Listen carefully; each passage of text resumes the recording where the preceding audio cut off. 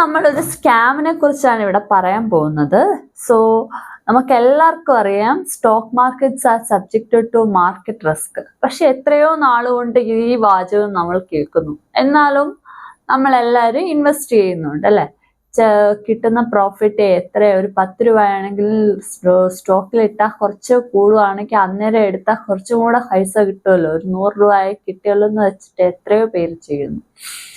അതല്ല, പക്ഷേ ഞാൻ ഇവിടെ പറയാൻ പോകുന്നത് അതീന്നും സ്കാം ഉണ്ടാക്കി അതീന്നും കള്ളത്തരം കാണിച്ച് എങ്ങനെ ആൾക്കാര് പൈസ തട്ടുന്നു അല്ലെ, വിട്ട അടിമുടി അടിച്ചുകൊണ്ട് പോകുന്ന ലോകമാണെന്നുള്ളതാണ് നമുക്ക് എല്ലാവർക്കും അറിയാവുന്ന ഒരു കാര്യമാണ്. അതില് ഇപ്പൊ എൻ്റെ ഫ്രണ്ടിന് നടന്നൊരു സ്കാമാണ്. അപ്പം അവര് കുടുംബപരമായിട്ട് സ്റ്റോക്കിൽ ഇൻവെസ്റ്റ് ചെയ്യുന്ന ആൾക്കാരാണ്.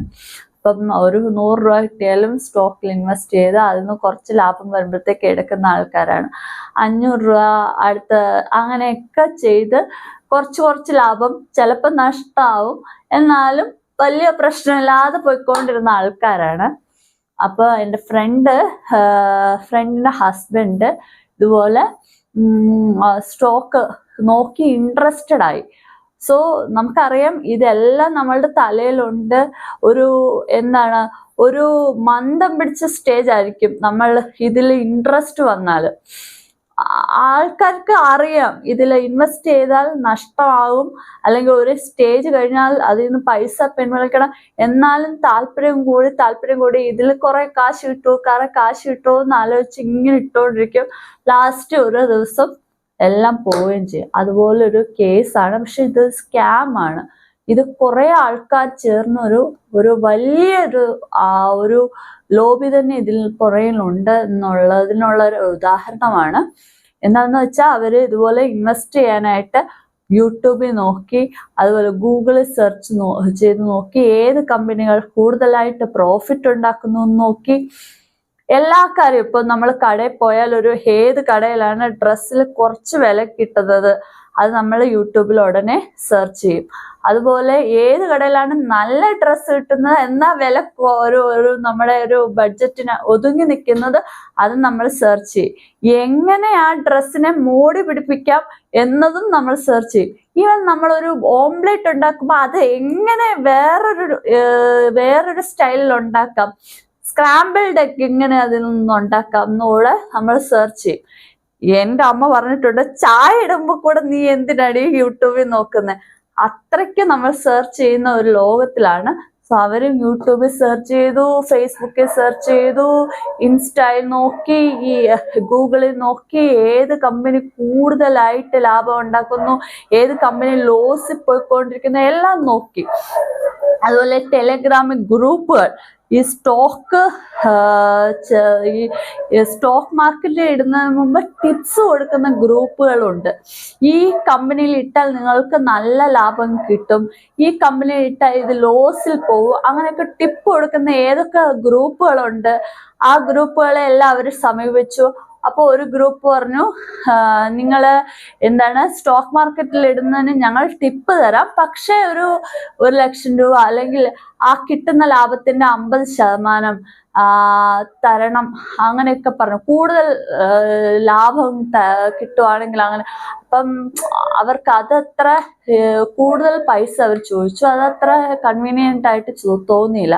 പക്ഷെ വേറൊരു ഒരു ഗ്രൂപ്പിൽ അവർ പറഞ്ഞു, നിങ്ങൾക്ക് കിട്ടുന്നതിന്റെ ലാഭത്തിന്റെ കുറച്ച് ശതമാനം ഞങ്ങൾക്ക് തന്നാൽ മതി, ഞങ്ങള് ലാഭം കിട്ടിയിട്ട് അതിന്റെ കുറച്ച് ശതമാനം തന്നാൽ മതി എന്നൊക്കെ പറഞ്ഞു.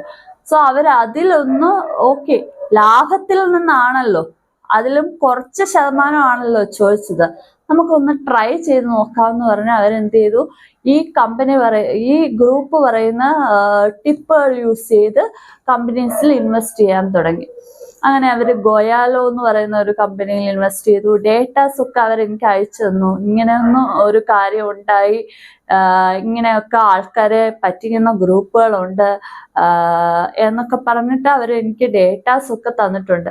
അപ്പൊ അവർ ആ കമ്പനിയിൽ ഇൻവെസ്റ്റ് ചെയ്തു. അപ്പൊ അതിന്റെ ലാഭം കൂടുന്നു, നല്ല ലാഭം വരുന്നു. ഒരു 5 ദിവസം ഇട്ടിട്ടും ലാഭം കൂടി നല്ല പോലെ കൂടുന്നു. ഒരു കുത്തനെ ഉയർച്ച, ഒരു 50-60% കൂടി. സോ അവർക്ക് ഇൻട്രസ്റ്റ് തോന്നി. അടുത്ത അവര് പറഞ്ഞു, അപ്പൊ ആദ്യം ജസ്റ്റ് പരീക്ഷണത്തിന് ഇട്ടതാണ്, അപ്പൊ ഇത് കൊള്ളാലോന്ന് വെച്ചിട്ട് അപ്പൊ ഇതിന്റെ ലാഭത്തിന്റെ ഇത്ര ശതമാനം അവർക്ക് കൊടുത്താൽ മതിയല്ലോ. അടുത്ത കമ്പനിയുടെ പേര് പറഞ്ഞു, അടുത്ത കമ്പനിയിൽ ഇൻവെസ്റ്റ് ചെയ്തു. അങ്ങനെ ഒരു 5-6 കമ്പനിയിൽ ഇൻവെസ്റ്റ് ചെയ്തുകൊണ്ടിരുന്നു. എന്തായി, ഒരു ദിവസം പെട്ടെന്ന് ലാഭം താഴാൻ തുടങ്ങി, കുത്തനെ കുറയാൻ തുടങ്ങി. അപ്പൊ അവർ വിചാരിച്ചെന്നാ ഒരു കമ്പനി കുത്തനെ കുറഞ്ഞ, അവര് പറഞ്ഞ കമ്പനി ഇട്ടിട്ടും അത് കുത്തനെ ഇടിയാൻ തുടങ്ങി. അപ്പം ഇത് വിൽക്കാം എന്ന് പറഞ്ഞ് വിൽക്കാൻ നോക്കിയിട്ട് വിൽക്കാനേ പറ്റുന്നില്ല. എല്ലാ കമ്പനിയും അവരിട്ടത് വിൽക്കാനേ പറ്റുന്നില്ല, കാശ് എടുക്കാനേ പറ്റുന്നില്ല. അങ്ങനെ അവരുടെ ലാഭം ഫുള്ളായിട്ട് കുത്തനെ കുറഞ്ഞു വന്നു. സോ അവർക്ക് അതിൽ എടുക്കാനും പറ്റുന്നില്ല, വിൽക്കാനും പറ്റുന്നില്ല, കാശിട്ടും പോയി. ആൾക്കാരോട് പറയാനും ഒക്കത്തില്ല, കാരണം എല്ലാവർക്കും അറിയാം സ്റ്റോക്ക് മാർക്കറ്റിൽ ഇട്ടാ ഇങ്ങനെയാ, നിങ്ങൾ എന്തിനാ ഇട്ടത് എല്ലാരും ചോദിക്കും.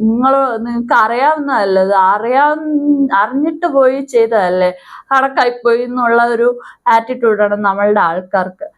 അങ്ങനെ ഫുള്ള് പ്രോഫിറ്റ് ഏതാണ്ട് അവരിട്ടതിന്റെ ഫുൾ ഒരു 10% കാശ് മാത്രം അവർക്ക് തിരിച്ചു കിട്ടി. എങ്ങനെയൊക്കെയോ അവരെടുത്തു.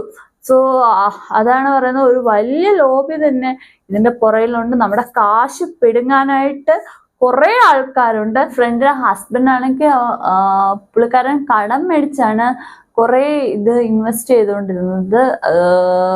എന്താണ് ലാസ്റ്റ് പറഞ്ഞു കഴിഞ്ഞപ്പോഴാണ് എൻ്റെ ഫ്രണ്ടേ അറിഞ്ഞത്. ഞെട്ടിപ്പോയി. എന്നാലും അവരെങ്ങനെയെങ്കിലുമൊക്കെ അഡ്ജസ്റ്റ് ചെയ്ത് ഈ കടങ്ങളൊക്കെ അടച്ചു. അവർക്ക് അടയ്ക്കാൻ പറ്റുകൊണ്ട് അത് രക്ഷപ്പെട്ടു.